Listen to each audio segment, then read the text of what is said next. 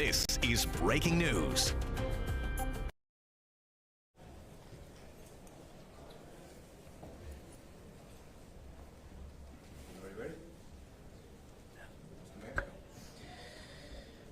Good evening, everyone. I want to first recognize FDNY leadership, Fire Commissioner Lillian Bonsignor, Chief of Department John Esposito, EMS Deputy Chief Ian Swords, and FDNY Chief Medical Officer David Prezant. I also want to thank Staten Island Borough President Vito Fasella for being here. Today at around 3:30 p.m., a fire broke out in Richmond Terrace here on Staten Island. An explosion was reported shortly afterwards. This was a complex, fast-developing emergency situation. More than 30 New Yorkers, both civilians and first responders, have sustained injuries. 2 first responders with non-life-threatening injuries have been transported here to Staten Island University Hospital. Both are stable. 1 fire marshal is in critical condition, and 1 firefighter is in serious condition. A few minutes ago, I met with the firefighter and his family, as well as the fire marshal's family. I'm deeply moved by their courage, as well as by their service to this city. I'm heartbroken to report that 1 civilian has passed away. I send my deepest condolences to their loved ones. I want to express my gratitude to every first responder who rushed to the scene. As the fire grew, first responders did what they always do. They ran towards danger so others could escape to safety. Firefighters responded from all across our city. This has been an all-hands-on-deck response from approximately 70 fire and EMS units. More than 200 first responders are on site in an active fire scene right now. I commend each of them for their quick response and for their courage. Firefighters have brought this fire under control. However, this does remain an active fire scene. Once the fire has been extinguished, FDNY marshals will hold a comprehensive investigation into its cause. The information that yields will then be shared with New Yorkers as soon as we have it.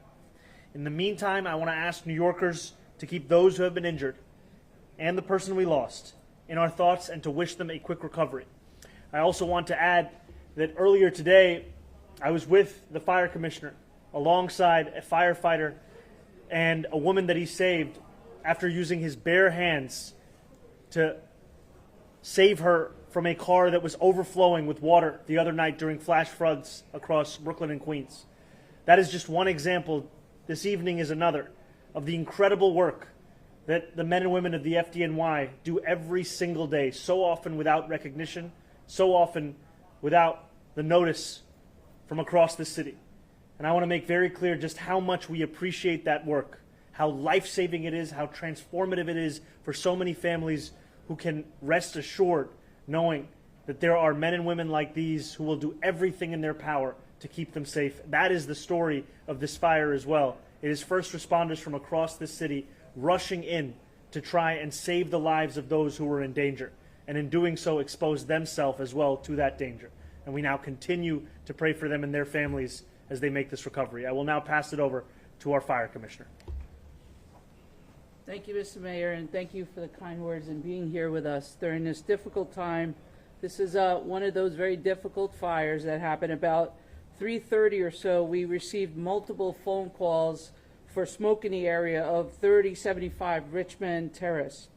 Our unit showed up within 6 minutes, and they were met with limited visibility and high levels of smoke, heavy smoke. There was a fire in the basement of a 150 by 150 metal structure in the rear of a shipping dock. We knew that 2 workers were trapped in the basement and there was a fire. The changes in the conditions caused our units to transmit a second alarm, which brought additional resources to the scene. Shortly after our companies were there, we had an explosion. And the explosion caused serious injuries to multiple FDNY members. We had over 30, as the mayor said, over 30 patients that mostly were EMS and fire. We had a few civilians and unfortunately 1 fatality. This was a very complex situation that put us in a position to really show the skill and the bravery of the FDNY. This is stuff that they do over and over and over again. We got very lucky this day.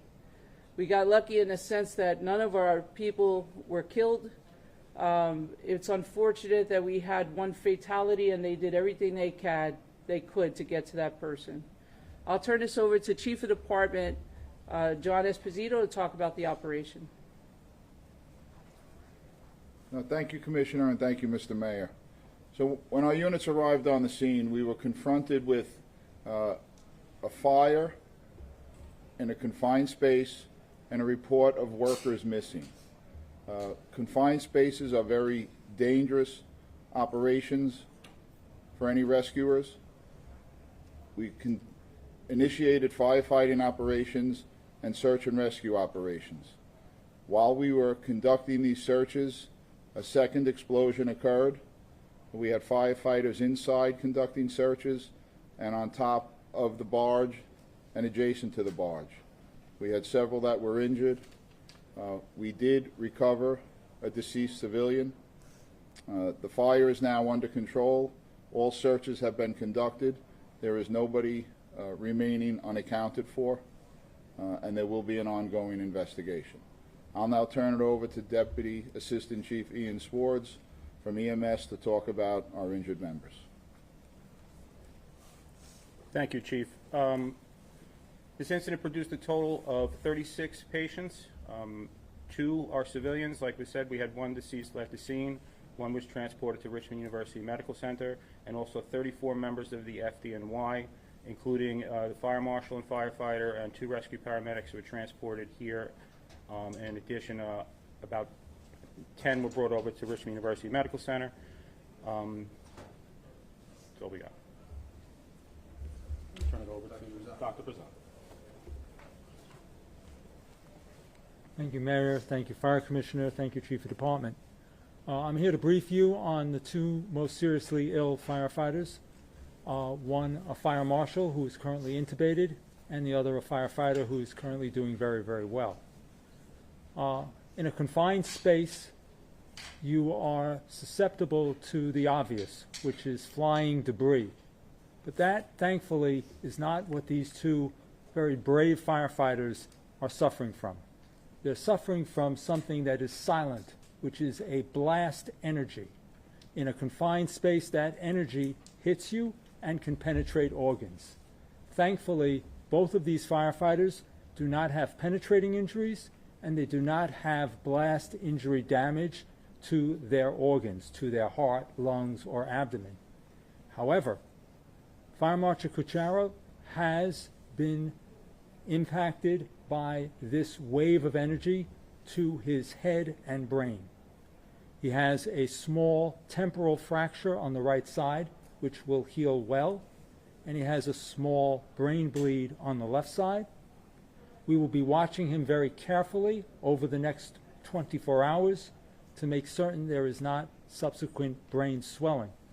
As long as there is not, he should do well. But right now, he is very critical, but stable.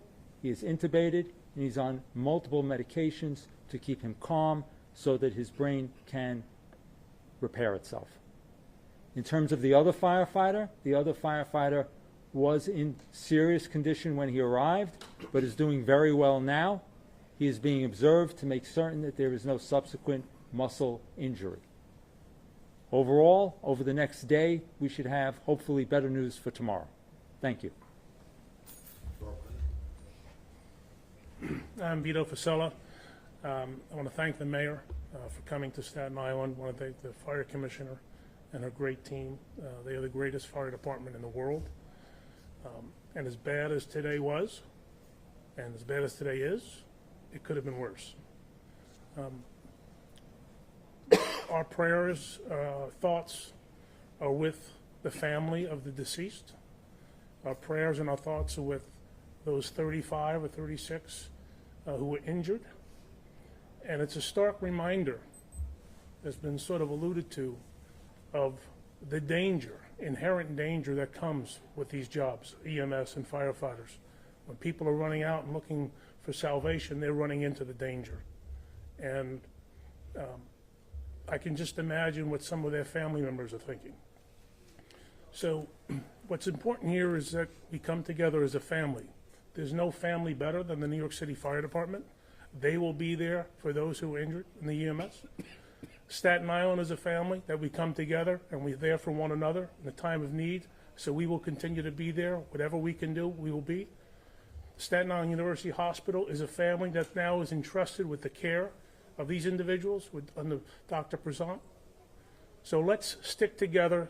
Let's keep these folks in our prayers. Let's make sure that this can't happen again.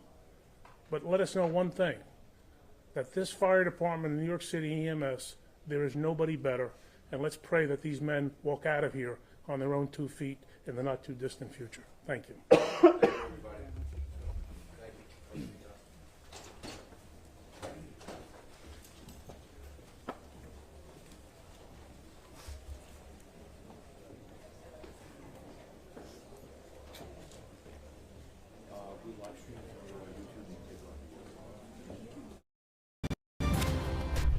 This has been breaking news.